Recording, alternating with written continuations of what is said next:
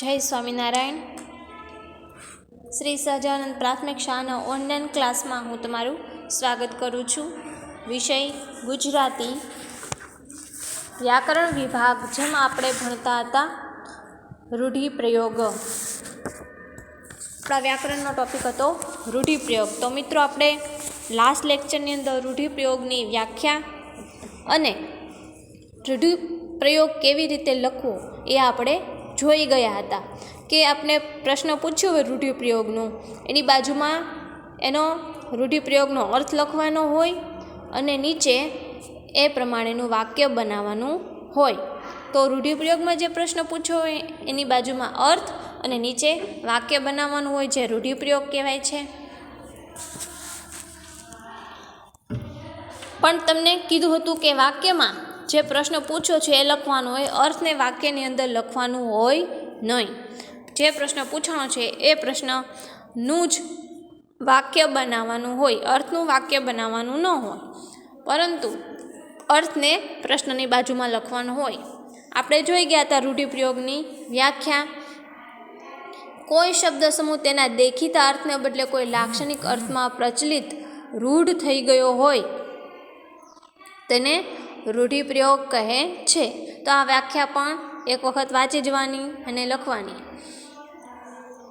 લાક્ષણિક અર્થ દેખાડતો હોય, સામાન્ય અર્થ નહીં.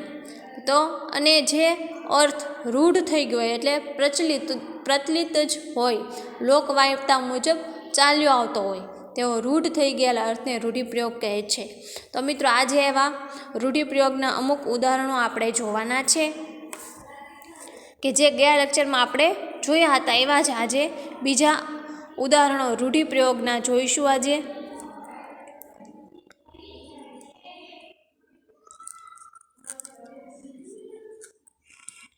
તો જોઈએ તો પેલું છે વેગળું મૂકવું.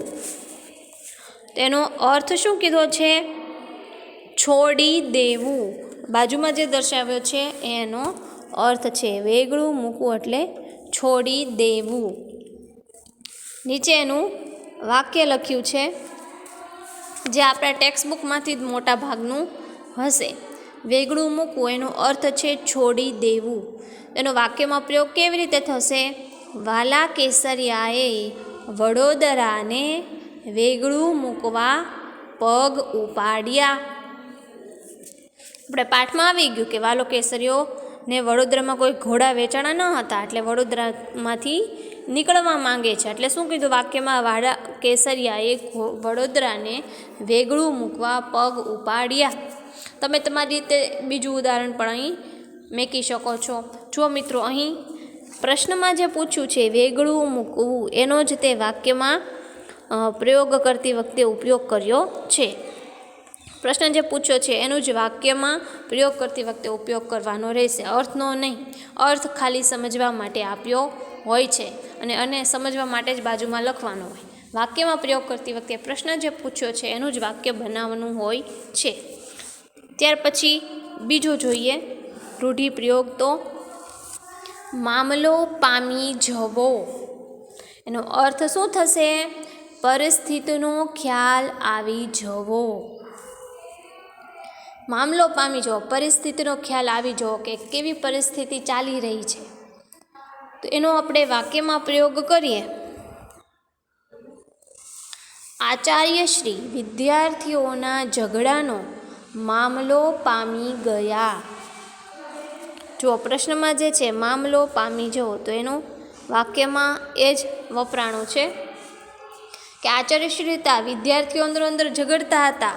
એ કઈ પરિસ્થિતિને કારણે શું થયું હતું તે ઝઘડતા હતા, તે આચાર્યશ્રી મામલો પામી ગયા. એટલે કે વિદ્યાર્થીઓની પરિસ્થિતિનો એને ખ્યાલ આવી ગયો કે વિદ્યાર્થીઓ શા માટે ઝઘડી રહ્યા છે.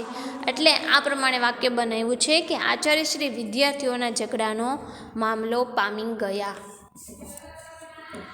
ત્યારબાદ નેક્સ્ટ રૂઢિપ્રયોગ કોતરાઈ જવું. એનો અર્થ થશે યાદ રહી જવું. અમુક કહેતા હોય ને કે મગજમાં કોતરી નાખવાનું, આટલું યાદ જ રાખવાનું એમ. કોતરાઈ જવું તો યાદ રહી જવું. તો વાક્ય શું બનાવ્યું છે એનું? શિક્ષકે ભણાવેલ પાઠ વિદ્યાર્થીઓના દિલમાં કોતરાઈ ગયો, એટલે કે સારી રીતે યાદ રહી ગયો. શિક્ષકે જે પાઠ વિદ્યાર્થીને ભણાવ્યો હતો એના દિલમાં, મગજમાં કોતરાઈ ગયો, એટલે કે યાદ રહી ગયો. ત્યાર પછીનો રૂઢિપ્રયોગ તેજ પથરાવું નો અર્થ થશે અંજવાળું થવું. સૂરજ ઉગતા જ પૃથ્વી ઉપર તેજ પથરાઈ જાય છે, એટલે કે અંજવાળું થઈ જાય છે. તો તેજ તે વાક્યમાં પ્રયોગ કર્યો છે. જુઓ, તેજ પથરાવું તેનો અર્થ થશે અંજવાળું થવું. વાક્ય શું છે? સવાર થતાં જ સૂરજ દાદાએ ધરતી પર તેજ પાથર્યું. તેજ પાથર્યું.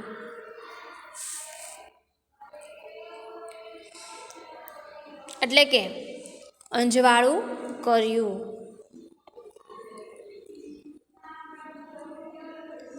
નેક્સ્ટ રૂઢિપ્રયોગ તમાશો જોવો. ખેલની જેમ જોવું.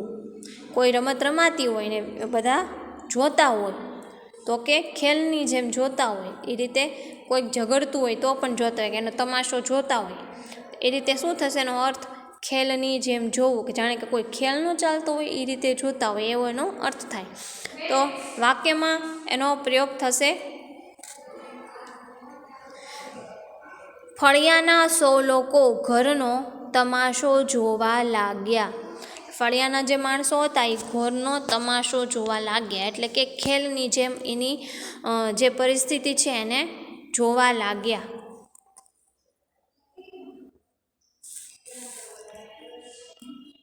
ત્યાર પછીનું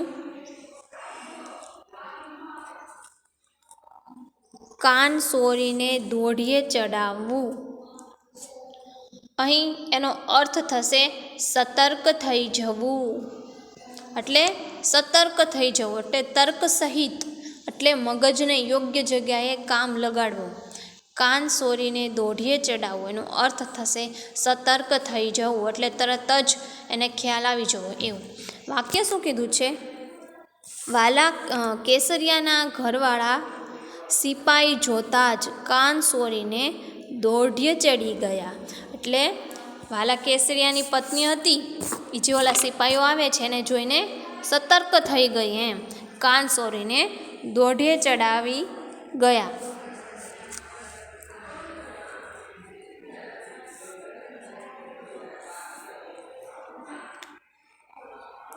એમની પછીનો રૂઢિપ્રયોગ એકરાર કરવો.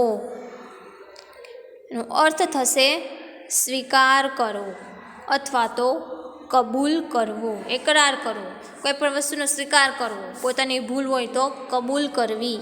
ભૂલનો એકરાર કર્યો કહીશ ને, ભૂલને સ્વીકારી, ભૂલને કબૂલ કરવી. તો વાક્ય શું થશે?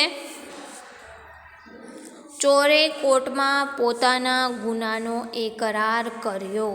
ચોરે કોર્ટમાં પોતાના ગુનાને સ્વીકાર કર્યો અથવા તો કબૂલ કર્યો એવાનો અર્થ થાય. પણ વાક્ય પ્રયોગ કરતી વખતે મેં તમને કીધું છે એ જ રીતે મિત્રો, કે જે પ્રશ્ન પૂછ્યો છે એ જ તમારે વાક્યમાં એનો પ્રયોગ કરતી વખતે ઉપયોગ કરવાનો રહેશે. તો એકરાર કરવો, સ્વીકાર કરવો, કબૂલ કરવું એવાનો અર્થ થાય છે. પણ વાક્ય શું છે? ચોરે કોર્ટમાં પોતાના ગુનાનો એકરાર કર્યો. ત્યારબાદનો રૂઢિપ્રયોગ પરિશ્રમ પ્રિય હોવું. ખૂબ મહેનતું હોવું. પરિશ્રમ પ્રિય, પરિશ્રમ એટલે મહેનત, પ્રિય એટલે મહેનત કરવી જેને ગમતી હોય એવું. પરિશ્રમ પ્રિય હોવું, ખૂબ મહેનતું હોવું એવો એનો અર્થ થશે. હવે વાક્ય જોઈએ તો રાજેશ પરિશ્રમ પ્રિય વિદ્યાર્થી છે.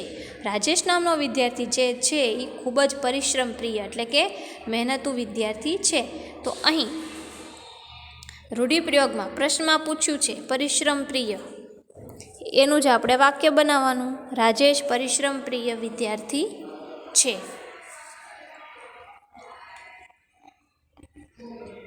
ત્યારબાદ મોંમાં આંગળા નાખવા, ખૂબ આશ્ચર્ય પામવું. મોંમાં આંગળા નાખવા એટલે ખૂબ આશ્ચર્ય પામવું, આશ્ચર્ય સાથે બોલવું અથવા તો પરિસ્થિતિને જોવી કે લે આમ થયું, આવું હોય જ નહીં, એને શું કહેવાય? આશ્ચર્ય. તેનું વાક્ય છે, સર્કસમાં હાથીનો ખેલ જોઈ દર્શકો મોંમાં આંગળા નાખી ગયા, એટલે કે ખૂબ જ આશ્ચર્યનો અનુભવ કર્યો. સર્કસમાં હાથીનો ખેલ જોઈને દર્શકો મોંમાં આંગળા નાખી ગયા એટલે ખૂબ જ આશ્ચર્ય પામ્યા. ત્યારબાદ 20મું,